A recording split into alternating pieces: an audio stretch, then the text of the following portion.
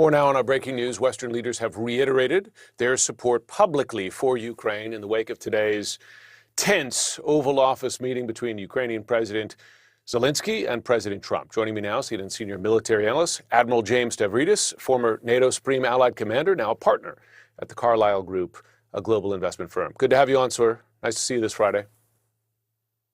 Thanks, Jim. You, of course, commanded NATO forces in Europe. I wonder, what are NATO member states and their leaders, America's treaty allies, thinking tonight after this display in the Oval Office?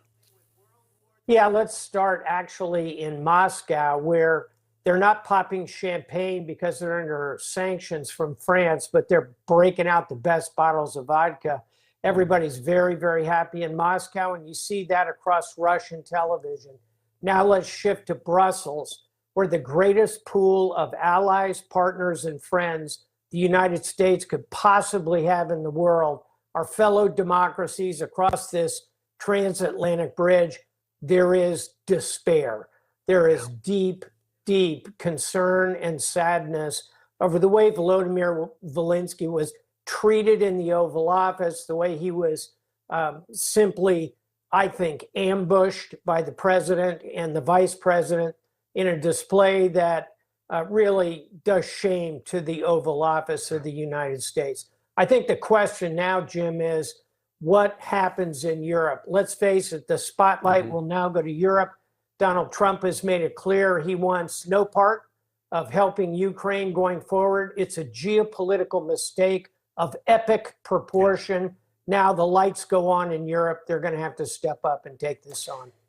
As you know, Trump has not just warned Ukraine it's in effect on its own. I mean, he said that to Europe effectively. And the way European leaders are taking that, Friedrich Merz among them, soon to be Chancellor of Germany, is that they cannot rely on the U.S. to enforce Article 5 of the NATO treaty. Is that a fair concern on their part? Has Trump effectively, if not by signing a document, removed the U.S. from the alliance?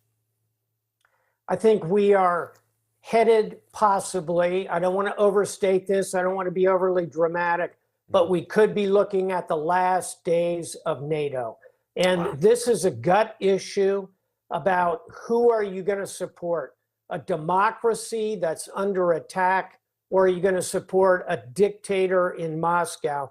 This is going to drive a wedge deep into the heart of the alliance, and it's going to bleed over beyond Ukraine, as you point out, Jim, correctly, as to whether or not the United States can be trusted as a partner.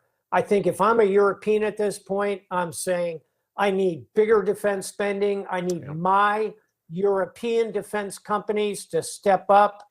I need to build a European armed forces. I need a command structure outside of NATO, perhaps embedded in the European Union.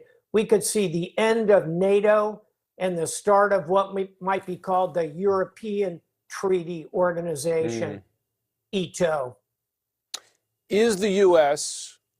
safer or less safe without NATO? We are less safe on the most pragmatic possible sense. Right now, our defense budget is $900 billion.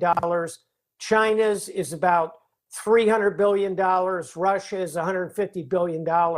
Europe spends almost $400 billion a year on defense.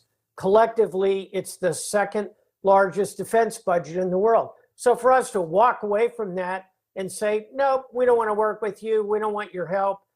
We don't need those security pacts that we have. It's a huge pragmatic mistake, even before you get to the fact that the Europeans are the other nations who believe in democracy, believe in liberty, believe in freedom of the press, believe in all of the values that we hold. Final thought, they came with us to Afghanistan after we were attacked on 9/11, fought and died with us. You and I were both there in Afghanistan and saw it. To walk away from all that makes no sense, reduces our security. Isolationism will not succeed for the United States. Well, we may be headed for a grand experiment in that space. Admiral James Stavridis, really do appreciate your time and your analysis. Thanks, Jim.